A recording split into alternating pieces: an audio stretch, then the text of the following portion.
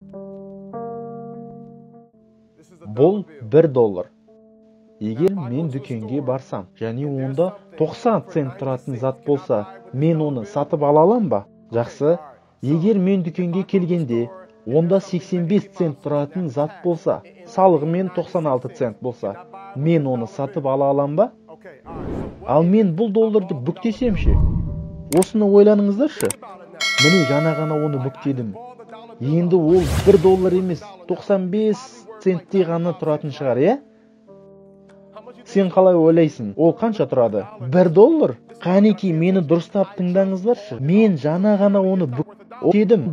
$1 тұрмайды ғой. Ал егер мен оны аяғыммен бастасам болады. Мен оны жаңа ғана аяғыммен бастым. Ал енді ол қанша тұрады екен? Мүмкін 68 цент, е? Әлі де $1. Ал егер мен оны бүктеп, аяғыммен басып, сыра сағыз жатқан қоқысқа тастап, кейін оны бір жігіт тауып алып, ашса, қанша тұратын болады екен? Мүмкін 82 цент, немесе 92 цент болатын шығар, е? Ал егер мен оны бүктеп, аяғыммен басып, қоқысқа тастап, кейін алып, екіге бөліп тастасам, ойланыңыздаршы, енді қанша тұрады ол? $1? Мен оны желімдеп біріктіре алам ба? Тоқта.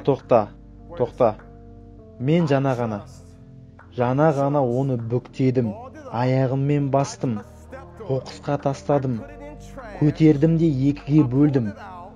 Және сіздер маған оны тазалап, желімдеп қосуға болады, және оның құны $1 тұрады деп айтасыздар.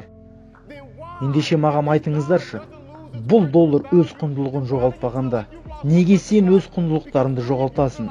Неге сіздерді тастаған кезде, сіздерден теріс бұрылғанда, елемегенде, төмендеткенде, жаман қарым-қатынас жасағанда, алдағанда, зиян тигізгенде, және сізді пайдаланған кездерде, неге сіздер өз құндылықтарыңыздың жоғалғанын сезінесіз? Мен мұнда сіздерге мына доллар өз құндылығын жоғалтпайды, себебі кезінде оған құндылықты адамдар салғанын айту үшін тұрмын. Және онымен не болса да, оны әрдайым тазалап, желімдеп біріктіруге болады. Мен мұнда сіздердің әрқайсыларыңыз белгілі мақсатта жаратылдыңыздар, туылдыңыздар. Өз құндылықтарыңызды сүрмеңіздер. Тіпті біреу сізге зиян келтірсе, немесе залал тигізсе, сіз барлық қиындықтардан өтесіз. Ешкім сенің құндылықтарыңды сенен алып қоя алмайды. Қазір саған бар керегі өз-өзіңді қолға алып, барлық ойларды тастау және алға жүру.